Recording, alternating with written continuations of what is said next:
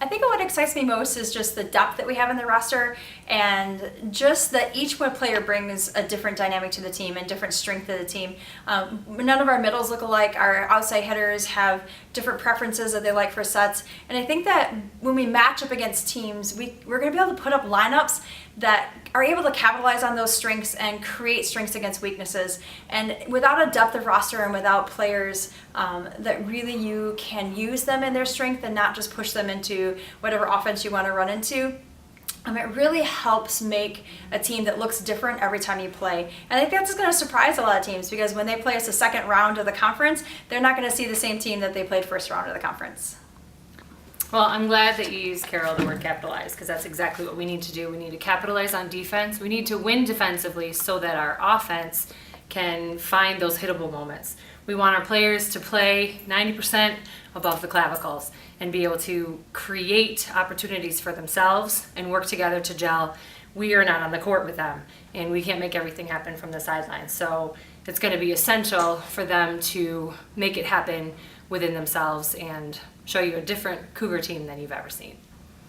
Lindsay has just a really strong leadership style to her when she's on the court, and it creates a foundation of which everybody else can play off of. You always know you're going to get the best of Lindsay Murray every time she steps on the court. She's strong defensively. She reads really well. She's relentless, and I love that about her attitude. She absolutely will not give defensively, and she gets beat on the ball. You can be guaranteed that the very next ball, she's going to give you a better ball. And that's an attitude that she has really started to mix into a lot of other players. And I think that when you have a player like Lindsay that really elevates her level of play and isn't content with where she's at and continues to push and push and push, you'll have a team that will follow her and push and push and push. We lost Alyssa Fries, and she was a dominating middle since she was a freshman. Kylie Miller and I, when we were looking at our recruiting class, we knew that we were going to have to really fill some pretty big shoes with her.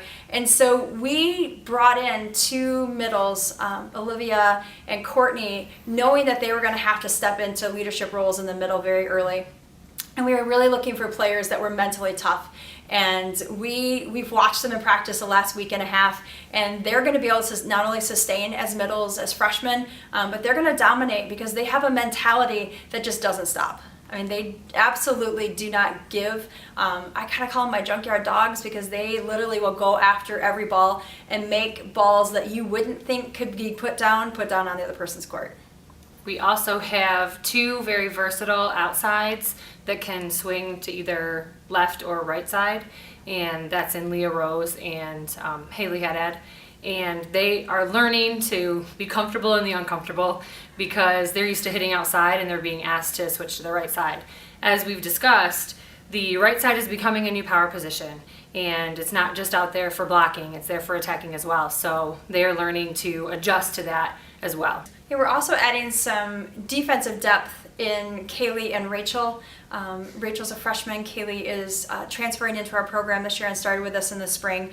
And I just think that both of those bring some strength and some depth in the defense that we've been needing. You really want all your players to be on every single day, but you know that you're gonna have a player that's off. You're gonna have a hitter that's off. And with the incoming freshmen, we can supplement into what already is a strong defense and offensive power for us, and to really be able to manage those moments when a player is struggling, sub them out, sub other players in, create a strength and create a momentum or a tempo back into the game, and then remake adjustments. So what these incoming freshmen give us is the ability to create variety on the court, offensively and defensively, and mix. They're already gelling and mixing very well chemistry-wise with our returners. And honestly, we have 6 incomings, and I literally don't think of them, 7 incomings, and right. I really don't think of them as freshmen anymore.